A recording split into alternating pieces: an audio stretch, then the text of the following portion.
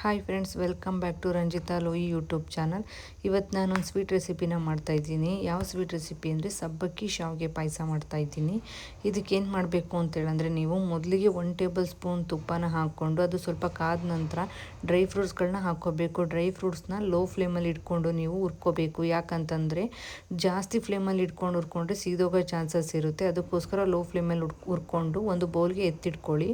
Next ಅದೇ ಪಾತ್ರೆಗೆ 5 ನಿಮಿಷ ಸಬ್ಬಕ್ಕಿನ ತೊಳೆದು ನೆನೆಸಿಟ್ಟಿರೋದನ್ನು 1 ಕಪ್ ಆಗೋಷ್ಟು ಹಾಕ್ಕೊಳ್ಳಿ. ಹಾಕ್ಕೋಬೇಕಾದ್ರೆ ತುಂಬ ಹುಷಾರಾಗಿ ಹಾಕ್ಕೊಳ್ಳಿ, ಯಾಕಂದರೆ ತುಪ್ಪ ಕಾದಿರೋದ್ರಿಂದ ಸಿಡಿಯೋ ಚಾನ್ಸಸ್ ಇರುತ್ತೆ ಮುಖಕ್ಕೆ ತುಪ್ಪ.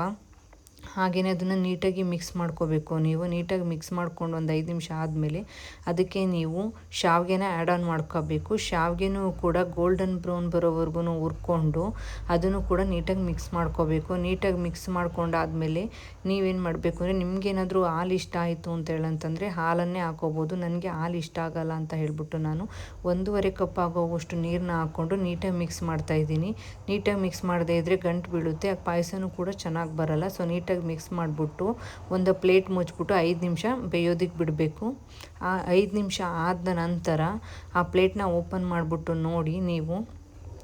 ನೆಕ್ಸ್ಟು ಒಂದು 50% ಅದು ಕುಕ್ ಆಗಿರುತ್ತೆ. 50% ಕುಕ್ ಆದ ನಂತರ ಅದಕ್ಕೆ ನೀವು 1 ಗ್ಲಾಸು ಹಾಲನ್ನ ಮಿಕ್ಸ್ ಮಾಡಬೇಕು. ಹಾಲನ್ನ ಹಾಕ್ಬಿಟ್ಟು ಚೆನ್ನಾಗಿ ಮಿಕ್ಸ್ ಮಾಡಿ ಆದ ನಂತರ ನೀವು ಅದಕ್ಕೆ 1 ಕಪ್ ಆಗೋವಷ್ಟು ಶುಗರ್ನ ಹಾಕ್ಕೋಬೇಕು.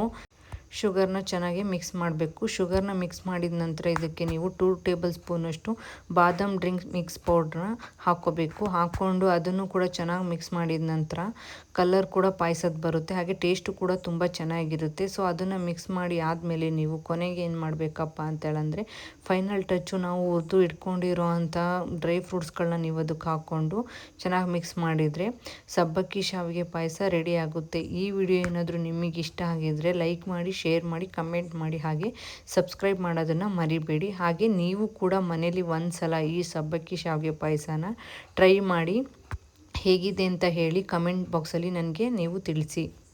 Thank you all.